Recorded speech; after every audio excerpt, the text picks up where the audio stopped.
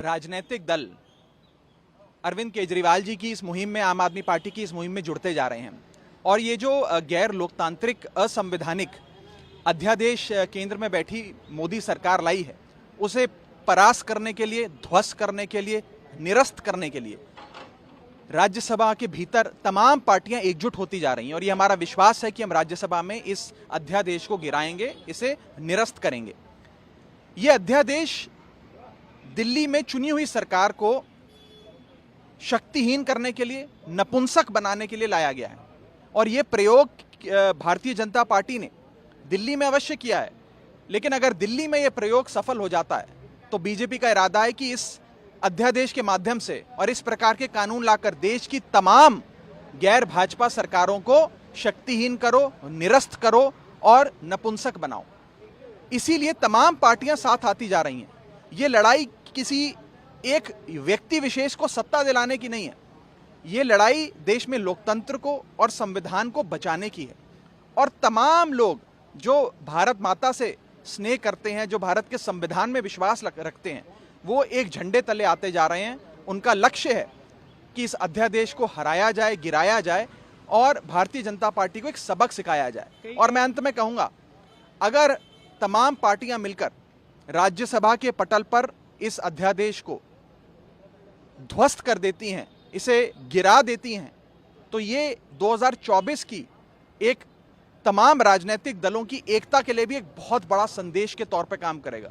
अगर हम लोग राज्यसभा के भीतर तमाम राजनीतिक दल, गैर भाजपा दल अपनी एकता सिद्ध कर पाते हैं इस बिल के माध्यम से, इसका मतलब ये भी हो सकता है और देखना चाहिए इस नजरिए से भी कि 2024 के लिए तमाम पार्टियां एक विषय से जुड़ते हुए एकजुट हो सकती हैं, चाहे वो विषय लोकतंत्र बचाने का हो, चुनी हुई सरकार की शक्तियों को की पुनर्स्थापना करने का हो, या देश में संविधान को बचाने का हो। कई गैर भाजपाई दल अभी भी आपके समर्थन में नहीं आए। 23 जून को जो विपक्षी दलों की मीटिंग है, क्या उसमें आप लोग ये मुद्दा उठाएंगे? क्योंकि सीएम ने कहा कि उसमें मैं आपको साफ कर दूं, 23 जून को राजनीतिक दलों की बैठक जो पटना में बुलाई गई है, जिसमें माननीय अरविंद केजरीवाल जी और आम आदमी पार्टी हिस्सा लेंगे, उस बैठक का सबसे महत्वपूर्ण एजेंडा इस अध्यादेश को कैसे संसद के भीतर, राज्यसभा के भीतर हराया जाए, ये होने जा रहा है।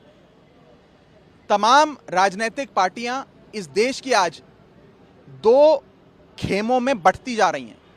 एक खेमा है जो इस अध्यादेश के खिलाफ है और इसे निरस्त करने में सदन के भीतर इस अध्यादेश के खिलाफ वोट देगा, और दूसरा खेमा है जो इस अध्यादेश के समर्थन में है। और मुझे लगता है कि 23 जून की बैठक से तमाम परिस्थितियां और साफ हो जाएंगी। पे दबाव बनेगा, आपको लगता है कांग्रेस सपोर्ट में आएगी? देखिए, मेरा ये अपना मानना है कि हर वो राजनीतिक दल जो संविधान में, लोकतंत्र में विश्वास रखता है, उसे इस अध्यादेश के खिलाफ वोट डालना होगा। और आप उन्हें स्वेच्छा से कहें या अपनी मजबूरी से कहें, उन्हें इस अध्यादेश को गिराने में आम आदमी पार्टी का साथ देना होगा।